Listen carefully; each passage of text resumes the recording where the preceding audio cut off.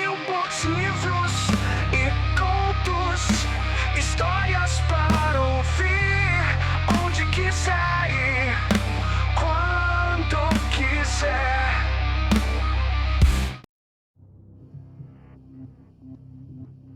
O vírus mais letal hoje conhecido pela humanidade, com certeza, é o vírus Ebola.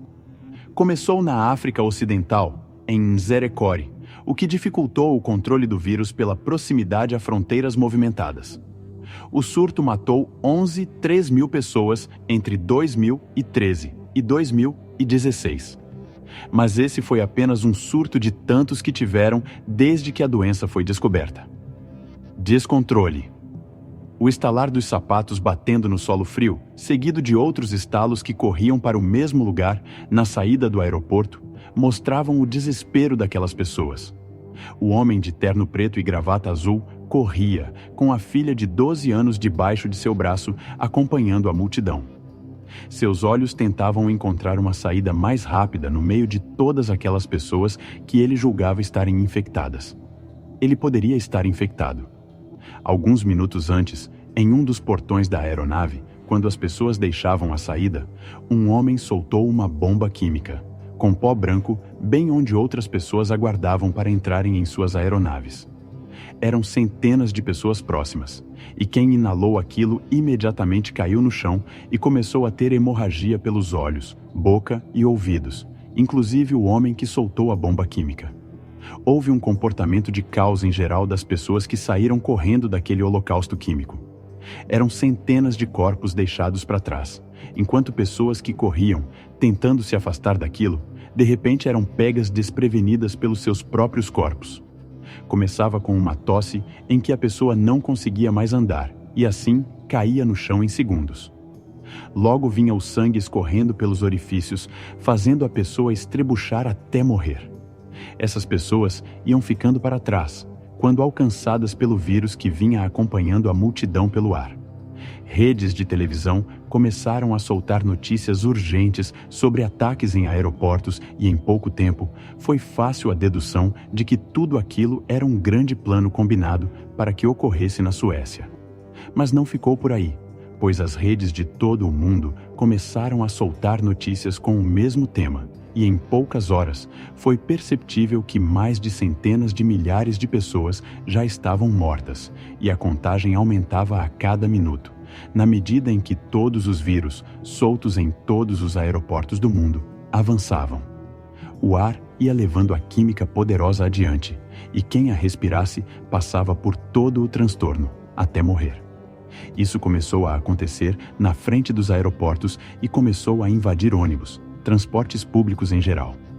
Bares, restaurantes e nem as casas eram seguras, enquanto a nuvem química invisível seguia adiante, invadindo os bairros mais afastados, matando humanos, animais e até insetos.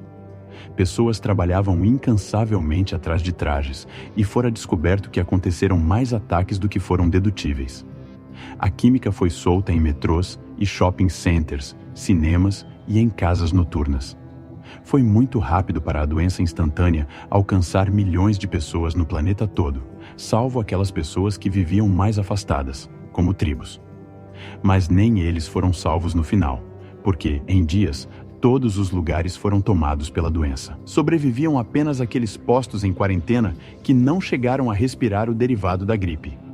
Também aqueles que trabalhavam em lugares externos, escondidos atrás de roupas especiais e luvas para poder tocar cadáveres que foram deixados nas ruas em multidões. Carros estavam colididos em todos os lugares.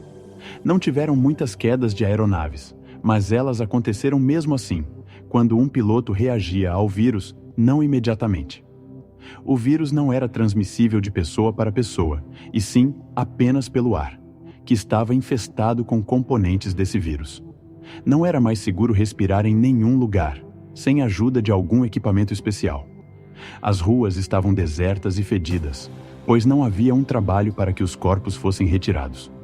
O trabalho do governo era totalmente focado na descoberta de como conseguir sobreviver, pelo menos a essa primeira instância do ataque.